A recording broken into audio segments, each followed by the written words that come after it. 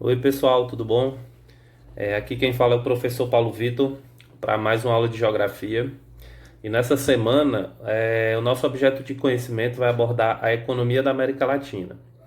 Então nós vamos continuar no conteúdo, né, sobre a América Latina, só que agora nós vamos falar especificamente sobre a sua economia.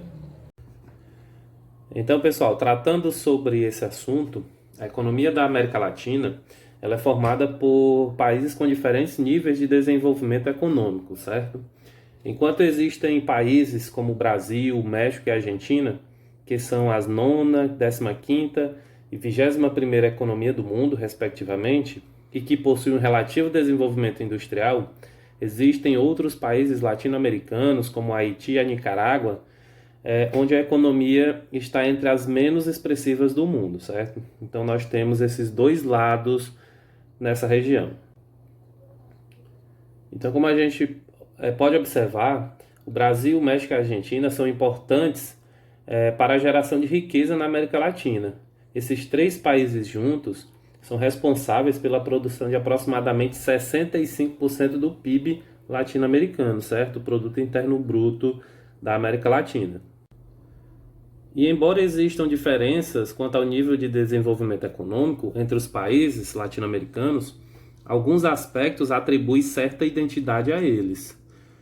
Todos são subdesenvolvidos e foram explorados e subjugados por outros países em processos de colonização, certo?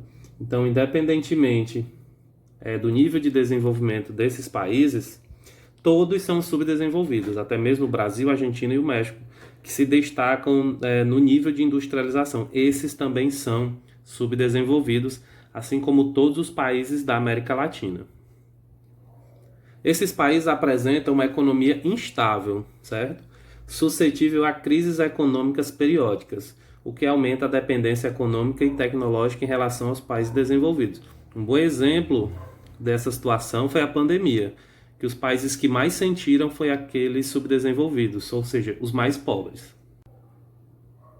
E aí a gente pode observar, dentro da América Latina, a participação dos produtos primários e industrializados no total das exportações, isso lá no ano de 2016. Então nós temos aí 6 países, Bolívia, Equador, México, Nicarágua, Brasil e Argentina, e a porcentagem dessa participação dos produtos primários e dos produtos industrializados. Então percebam que os produtos primários são grande maioria entre os países da América Latina. Vale lembrar, pessoal, que dentro dessa industrialização, certo? Nós temos as multinacionais, certo? Que são as grandes empresas que funcionam em todo o mundo. E elas buscam algumas características particulares para se instalarem em países subdesenvolvidos, como os países da América Latina. Aqui a nossa região é uma região bastante procurada por essas multinacionais por apresentarem algumas vantagens para as empresas, certo? Entre elas, a mão de obra barata, então se paga bem menos na América Latina quanto em países desenvolvidos, como Alemanha, França, por exemplo. Aqui os incentivos fiscais são maiores, dados pelos governos. A abundância em matéria-prima, certo? Então, a grande quantidade de matéria-prima. E as legislações ambientais são mais frágeis, certo? São mais fracas, o que permitem que essas empresas acabem funcionando de uma maneira mais liberal, digamos assim, certo? Então, essas características, essas vantagens para as multinacionais são muito atrativas para elas.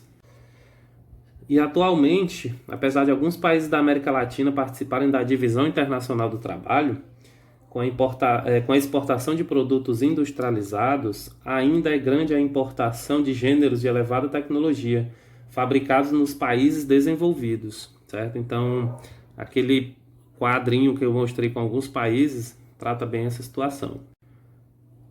Nós temos também algo muito importante dentro desse processo de industrialização que marca a economia da América Latina. Nós temos as maquiladoras mexicanas, certo? E o que são essas maquiladoras mexicanas? Na verdade, em decorrência do baixo custo da mão de obra e de reduzidos encargos sociais existentes no México, olha os incentivos fiscais aí que eu acabei de falar. Várias empresas multinacionais passaram a se instalar no território mexicano, em cidades próximas à fronteira com os Estados Unidos. Denominadas empresas maquiladoras, grande parte delas corresponde a filiais de multinacionais, responsáveis pela montagem de produtos como rádio, televisores e automóveis, que são depois comercializados principalmente no mercado norte-americano, certo? Então foi o meio que é encontrado para gera emprego, claro, óbvio, mas também reduzir custos para essas multinacionais, certo? Então se monta os produtos nessas maquiladoras, nessas empresas, e depois eles são vendidos, repassados para os Estados Unidos, que é um país vizinho. Falando um pouquinho sobre a economia agrária da América Latina, a gente percebe que a organização atual do espaço agrário dessa região possui raízes em seu passado colonial, certo? Naquele período, o interesse dos colonizadores era formar colônias de exploração que fornecessem riquezas necessárias ao desenvolvimento econômico de suas metrópoles, como gêneros agrícolas, cana-de-açúcar, fumo, algodão e etc. Matérias-primas, vegetais e minerais, principalmente o ouro, prata e diamante. E atualmente, mesmo após a independência política, grande parte dos países latino-americanos ainda se concentra subordinada aos interesses econômicos dos países desenvolvidos, né? Ainda temos essa dependência, infelizmente. Principalmente como exportadores de gêneros agropecuários e minerais, né? Como eu mostrei lá na tabela dos gêneros primários. Assim, essas nações participam da DIT, né, da Divisão Internacional do Trabalho, como países fornecedores de produtos primários. Então a gente consegue perceber nessa tabela os principais produtos que a América Latina exporta para outros países. Então a gente pode perceber que basicamente são produtos primários. A gente não vê aí nenhum eletrônico, um produto que exija um nível tecnológico maior. Então é baseado basicamente em produtos primários. E ainda dentro desse contexto do campo, né, da economia agrária, nós temos também alguns conflitos que se destacam por toda a América Latina, certo? No caso, nós temos aí o mapa que mostra os principais conflitos aqui no Brasil, certo? E o que culminou nesses conflitos foi a concentração de terras nas mãos de uma minoria de proprietários, né? Que está na origem de diversos movimentos sociais, como o MST, por exemplo, que atuam contra a exclusão social e a favor de uma reforma agrária, coisa que o Brasil ainda não fez, essa reforma agrária e tão importante. Então esses grupos acabam reivindicando a desapropriação de terras improdutivas, aquelas que não são utilizadas para nada, e a implantação de assentamentos nos quais as famílias recebem pequenos lotes para praticar agricultura, certo? Então essas terras que seriam desapropriadas e redistribuídas seriam de grande importância para o país, principalmente agora nesse momento de pandemia, onde muitas pessoas estão passando por necessidades básicas, como a alimentação, que está sendo bastante difícil.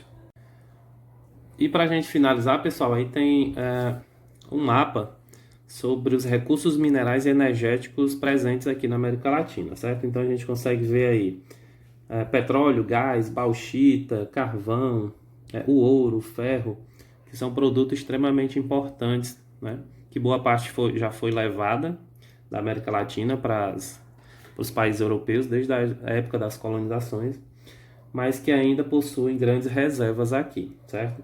Então, aqui na América Latina, a exploração desses recursos minerais remete ao período da colonização, em que metrópoles europeias extraíam minerais das colônias, como ouro e prata, para enviar para a Europa.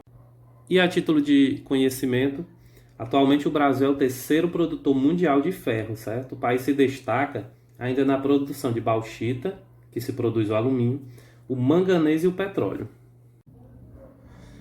Então é isso, pessoal. Essa foi a nossa aula dessa semana, certo? Sobre a economia da América Latina, passando pela área agrária, a área da industrialização da América Latina, certo? Até da Divisão Internacional do Trabalho. Então esse foi o nosso conteúdo, eu espero que vocês tenham gostado. Qualquer dúvida, falem com o professor de geografia de vocês, certo? Espero que vocês tenham bons estudos e uma boa semana.